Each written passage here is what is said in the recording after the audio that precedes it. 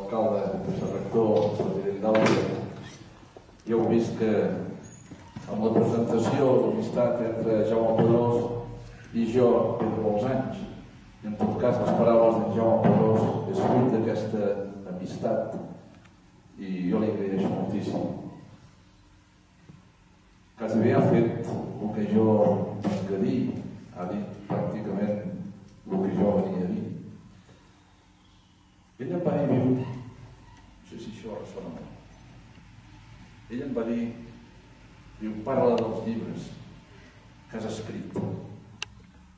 Vaig pensar, dic, com és possible jo que parli dels llibres que he escrit?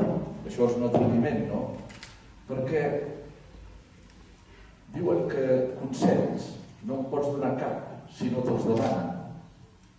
I a mi ningú m'ha demanat cap consell, ni que expliciti cap confessió, ni que expliqui quin és que penso jo de ser metge.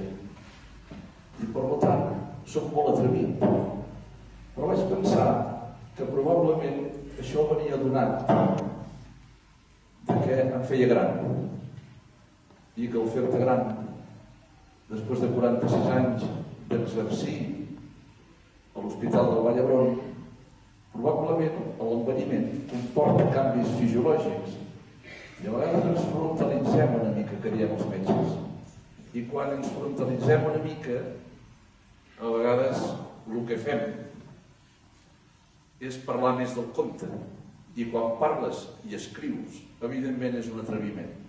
Però bé, jo quan aquests últims anys, el 2009, vaig començar a pensar que havia d'escriure reflexions que jo anava fent en el meu interior i que en aquests viatges cap al meu interior, si jo podia explicar, jo no sé si es podria arreglar això perquè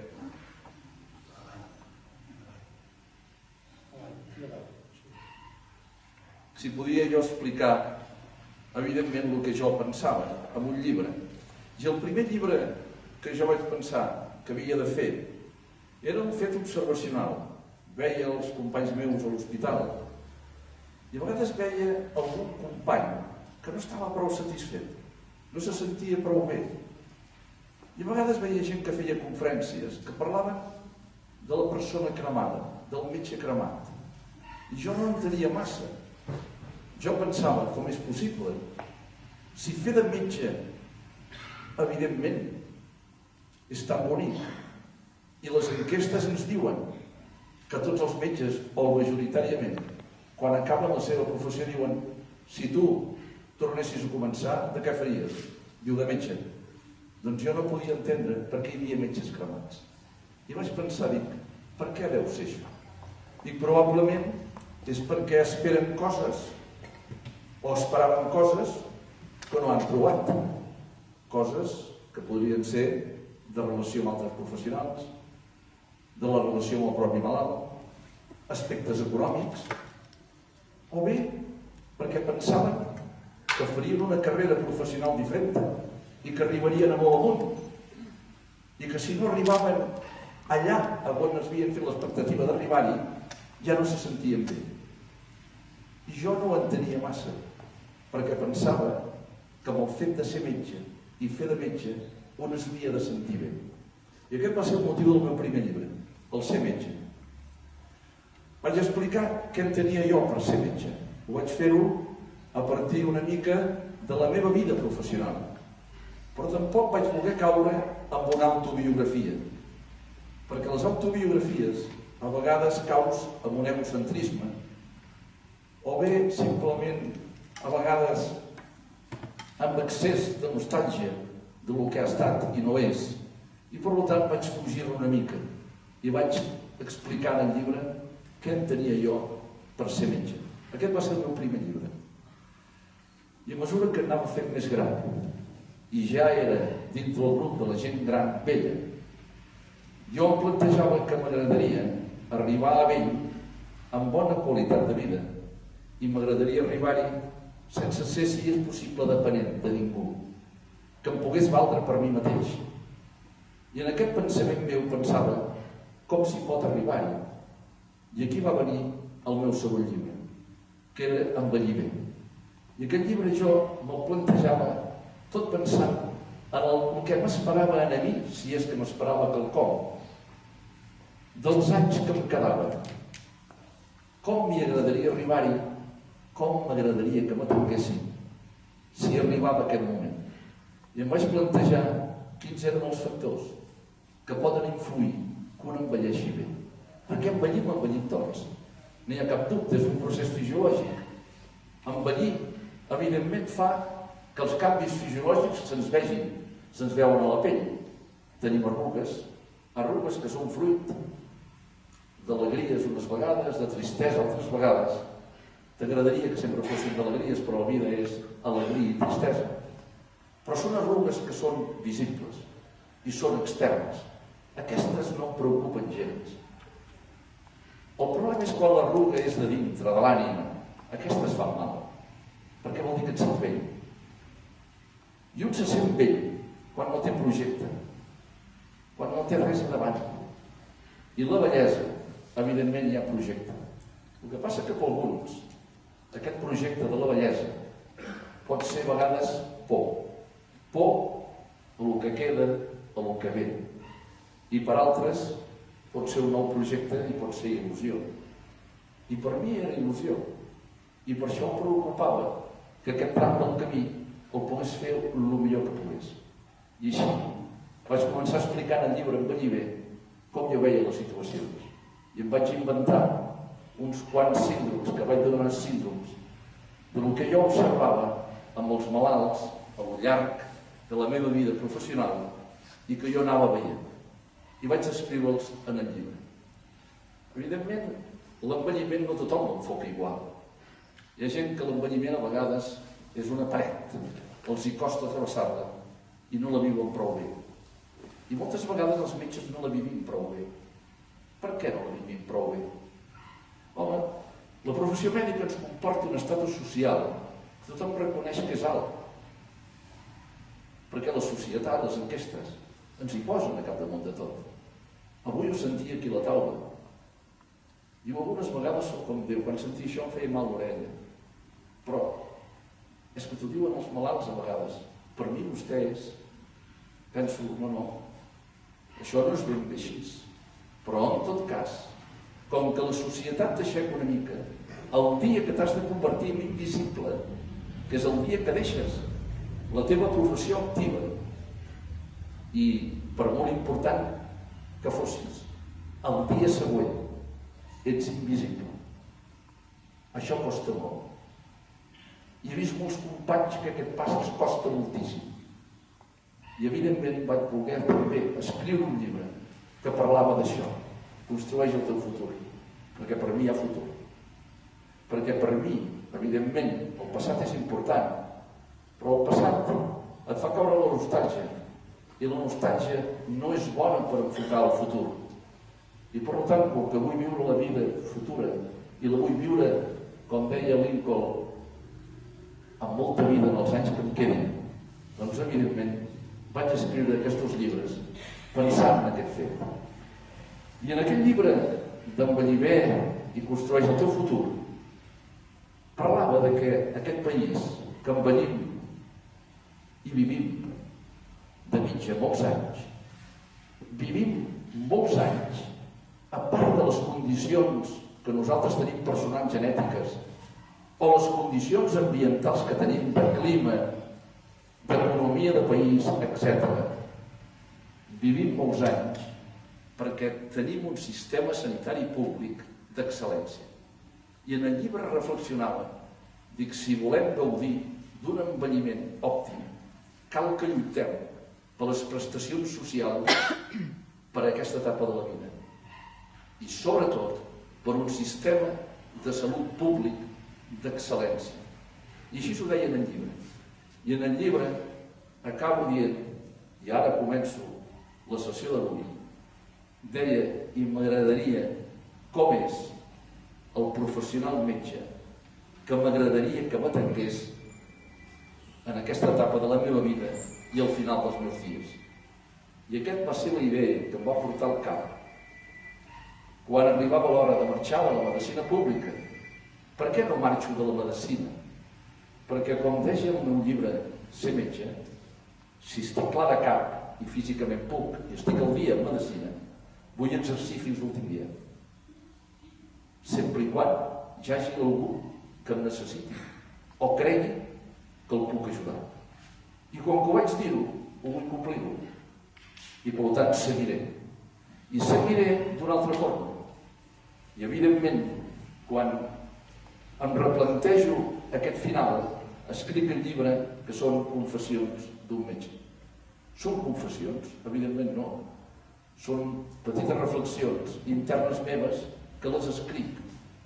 I les escric perquè en tinc necessitat de descriure com m'agradaria que fos el metge que a mi m'ha d'atendre. I si jo vull que m'atengui aquest metge, m'agradaria que fos per tothom. I què explico? Quin metge m'agradaria que m'atengués? Home, jo dic, m'agradaria que m'atengués un bon metge. I la pregunta següent és, què és un bon metge? Home, és el metge que té coneixements. Escolti'm, jo no crec en el metge que no té coneixements. No crec en el metge que no sap i està al dia. No hi crec. I no crec en el metge que té uns coneixements que no són avaluats. Crec en l'avaluació d'aquests coneixements. Fet de com vulgui, però és important, perquè el coneixement dona seguretat a la persona que tinc davant en el problema de salut. Per un costat, el bon metge té de saber coneixements per un costat, el qual vol dir una formació continuada. Important. Evidentment, la segona cosa que ha de tenir aquest bon metge és expertesa. I com s'adquireix l'expertesa si un té coneixements? Amb mestres, l'ofici s'aprenia al costat de gent que en sabien més, que eren els mestres. I, evidentment, al costat de mestres dels hospitals, dels centres d'atenció primària, que hi ha grans professionals, on en pot aprendre. I allà vas adquirint habilitats. I aquestes habilitats, junt amb coneixement, fan que siguis un bon metge. Experiència, que no vol dir que no cometis errades, perquè errors mèdics, i ho heu de saber-ho, se'n produeixen sempre, però hem de mirar que se'n produeixin pocs i que cada dia hi hagi més seguretat clínica. Però la vida va passant d'error a vegades en error i, evidentment, així també vas millorant a través d'aquests errors, i això és important. Junt amb el coneixement i l'experiència, hi ha un altre fet per ser bon metge, que és la passió, que és la vocació. Per fer la feina ben feta, un ha d'estar convençut que és el seu. No he vist mai cap bon metge que no li agradi la feina. El metge que diu que s'avorreix fent de metge vol dir que no és la seva feina. Un pot dir que es cansa fent de metge, però mai que s'avorreix. Per tant, vocació, passió per la feina que fem. Això és un bon metge. I dius, amb això n'hi ha prou? Amb això n'hi hauria prou si l'acte mèdic fos un contracte. Hi ha una part de la medicina que és contractual, i prou. Però com que la medicina hi ha una part molt desconeguda, no sempre tenim evidència i no sempre podem fer un contracte segur. I per tant, aquest contracte a vegades no pot donar-se només una relació contractual. Jo puc operar-me amb un metge de pròstata i miro a la xarxa quina mortalitat té, quina morbiditat té, i dic, vaig amb aquell metge que té aquests percentatges i faig un tracte amb ell. Això és un contracte. Arribarà una part important de la medicina que serà contractual, però n'hi ha molta que no, que aquest contracte queda curt. I per tant, aquest bon metge no és suficient. Ha de ser també un metge bo. I el metge bo vol dir el que té valors personals. I aquests valors personals són el que farà que el contracte s'hi afegeixi la confiança. I la relació metge-malalt serà contracte més confiança. I la confiança fonamentada en els valors personals que tingui aquest professional. Quins valors? Els cito en el llibre. Alguns que jo penso. Doctor Pedrós deia la dedicació i l'esforç, segur.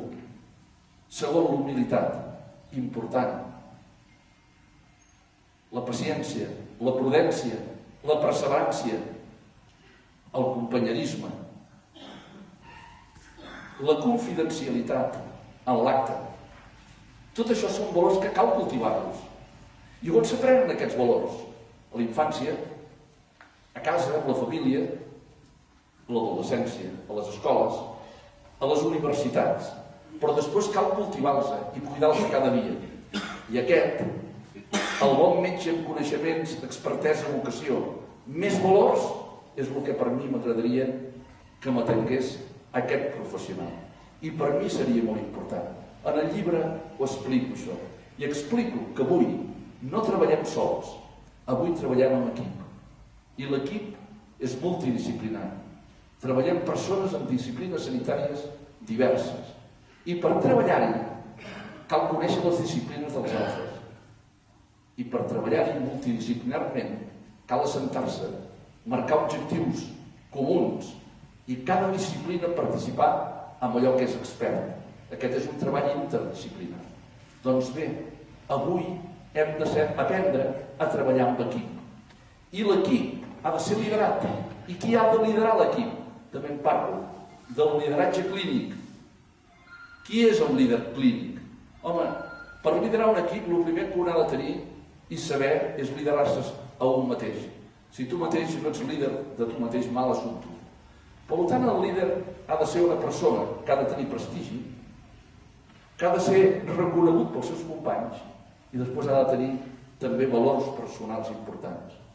I junt amb això ha de tenir coneixements de gestió de grup i sobretot expert en el tema que tracta el grup. Per tant, parlo també d'això, del lideratge clínic. I dedico un capítol al tema del prestigi i l'ego. Mirin, ser metge jo penso que és una gran professió, però correm molt risc per el que els hi deia. Com que ens aixequen socialment, és fàcil caure amb un ego exagerat. L'ego és el que nosaltres mateixos ens construïm. Nosaltres ens el creem. Mantenir l'ego costa molt. I a vegades el volem mantenir. I és el que ens fa infeliços a vegades. I és el que a vegades el no sobresortir en una societat.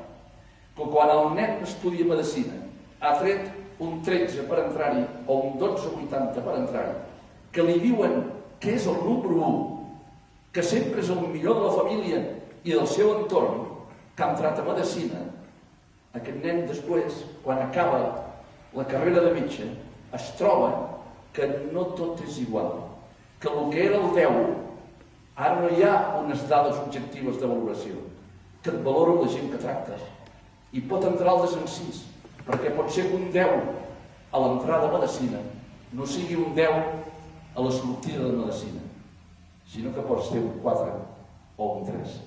I aquesta persona té la frustració. Per això la família mai ha de dir el meu noi té una excel·lència extraordinària. La vida és més complexa que això. I això els dic després de 43 anys de professor a la universitat.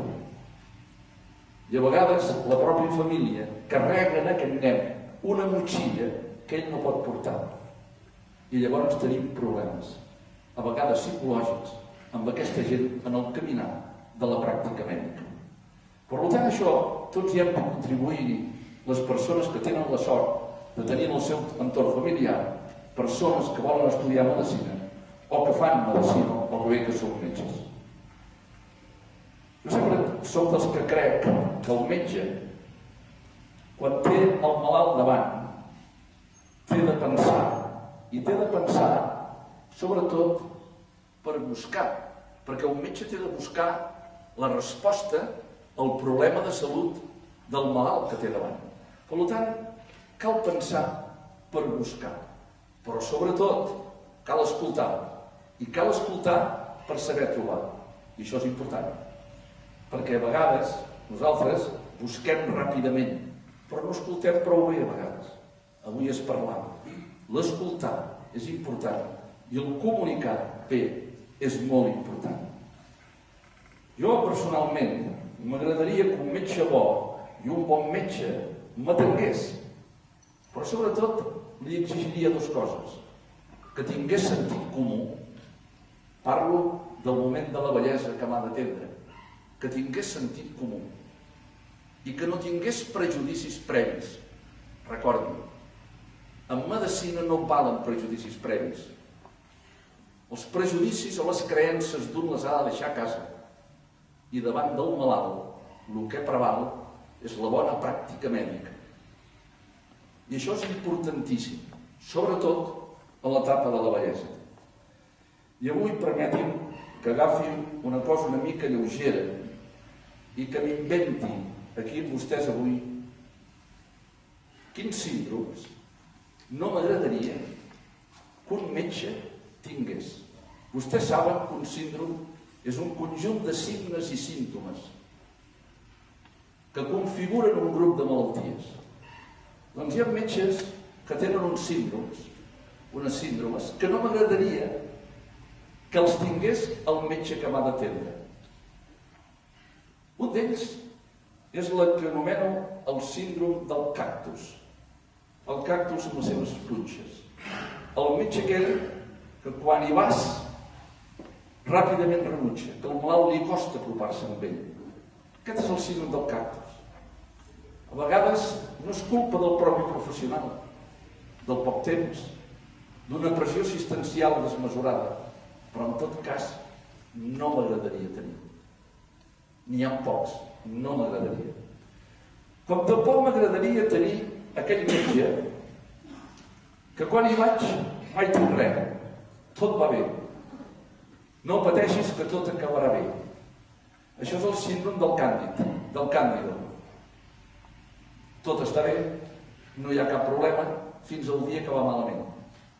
És un fenomen que es diu la inducció de tipus positiu en medicina i que hi ha professionals que alguna vegada hi poden caure. Què vols tenir tu que no tens mai res? I aquell dia té. Per tant, tampoc m'agradaria això. Com tampoc m'agradaria aquell metge que quan hi vas i et diagnostica una malaltia et diu, bueno, no te'n moriris, pitjor és aquell altre que tu. Home, i el que li passava amb l'altre. Això em dic el síndrome de Lucrècia. El síndrome de Lucrècia és menys mal que no em passa a mi i passa a l'altre. Bé, tampoc m'agradaria. Tampoc m'agradaria aquell metge, i molt menys treballa en un sistema públic de salut, que fes tot el que li demana el malalt. Li demana vitamines, aquí les tens. Li demana la baixa, aquí les tens. Demana que s'ho donarà. En recerca en diuen el síndrome de Mateu. Tampoc m'agradaria aquest síndrome de Mateu, un professional. Probablement tampoc m'agradaria aquell metge que enraona molt, que sembla que estigui sempre predicant i no deixa parlar en el malalt.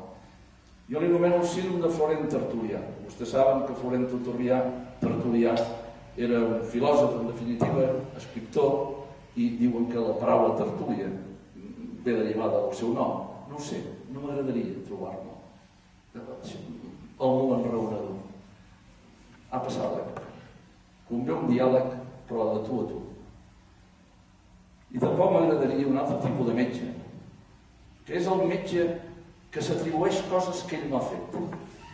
Que s'atribueix coses que ell no ha fet. Per exemple, jo en dic el síndrome de Robert Gall, que es va atribuir l'origen de la sida, quan ell sabia molt bé que era Luc Montagnier.